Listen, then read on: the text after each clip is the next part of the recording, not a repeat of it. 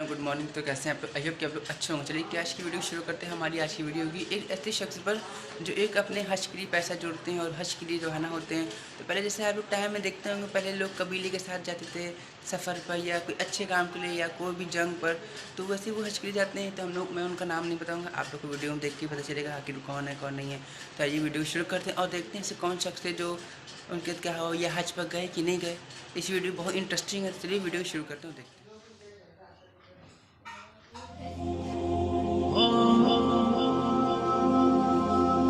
बिस्मिल्लाहिर्रहमानिर्रहीम।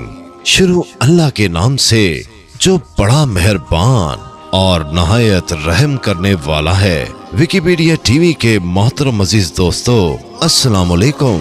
मोहतरम नाजरीन, आज की इस वीडियो में हम पेश करने जा रहे हैं एक ऐसा वाकया जिसे सुनकर आपका ईमान ताजा हो जाएगा। ये वाकया है एक गरीब मोमिन के अजीब हज का। तो इस वाक़े को मुकम्मल तौर पर समझने के लिए इस वीडियो को एंड तक जरूर देखें।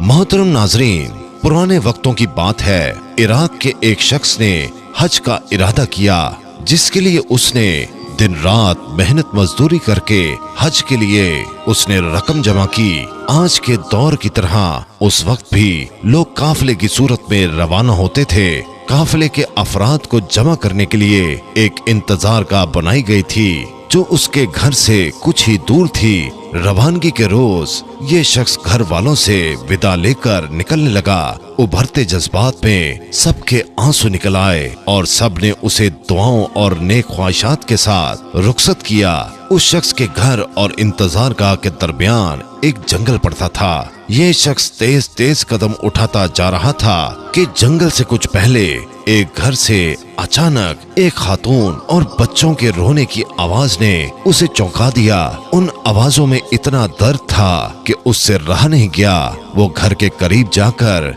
कान लगाकर खड़ा हो गया तो उसने सुना कि वो खातून रो भी रही थी और साथ ही साथ अपने बच्चों से कह भी रही थी कि बेटा, आज मेरे पास तुम्हें खिलाने के लिए कुछ भी नहीं है। जो कुछ था वो कल रात ही खत्म हो गया था। बच्चे भूख और प्यास की शिद्दत से बिलक बिलक कर रो रहे थे और दूसरी तरफ वो खानदान किसी गैबी मदद का मुंतजर था। आखिरकार उस शख्स ने आसमान की तरफ निगाहें की और अपने हाथ बुलंद करके अल्लाह ताला से कहने लगा, या अल्लाह, आज मैं अजीब दोराहे पर खड़ा हूँ कि एक तरफ तेरी अजीम इबादत है और दूसरी तरफ ये बेबस खानदान है। ना मैं तेरी इबादत छोड़ सकता हूँ और ना ही इन लोगों को इस हाल में छोड़ सकता हूँ। ऐ मेरे परवरदिगार, तू ही हिकमत वाला है, तू ही मेरी रहनुमाई कर कि मैं क्या करूं। और अगले ही लम्हे उस शख्स ने घर का दरवाजा खटखटाया। खातून ने दरवाजा खोला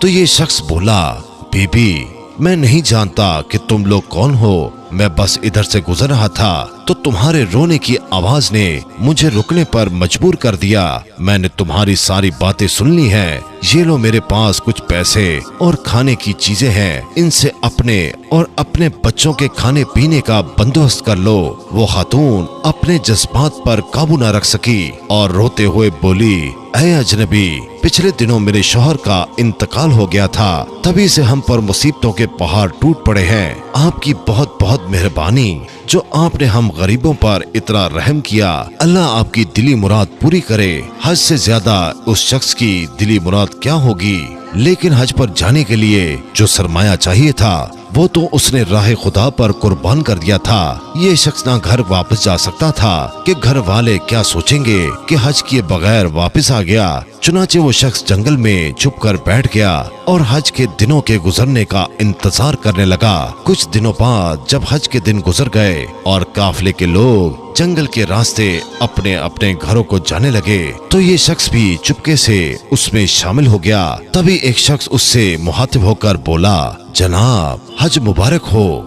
मैंने आपको फला जगह आबे ज़मज़म पीते देखा था। कुछ देर बाद एक और शख्स बोला, मैंने आपको तवाफ करते हुए देखा था। और एक और शख्स बोला, मैंने आपको शैतान को कंकरियां मारते हुए देखा था। गर्ज ये कि हर एक हाजी उसकी मौजूदगी की दलील देने लगा। ये शख्स जब घर पहुंचा तो घर वालों ने भी खूब इस्तकबाल किया और हज की ढेर सारी मुबारकबाद दी। लेकिन ये शख्स अंदर ही अंदर परेशान था कि मैं तो हज पर गया ही नहीं था, तो क्यों वहाँ पर मौजूद हाजी मेरे वहाँ मौजूद होने की दलीलें दे रहे थे।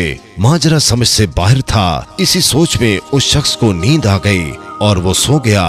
ख्वाब में उसे बिशारत मिली कि ऐ नेक दिल इंसान, तुमने हज जैसी अजीम इबादत को छोड़कर मखलूक खुदा की मदद की है। उसके बदले में अल्लाह ताला ने तुम्हारी शक्ल के एक फरिश्ते को तुम्हारी जगह भेजा, और यही नहीं बल्कि फरिश्ते के हज का सारा सवाब भी तुझे ही मिलेगा।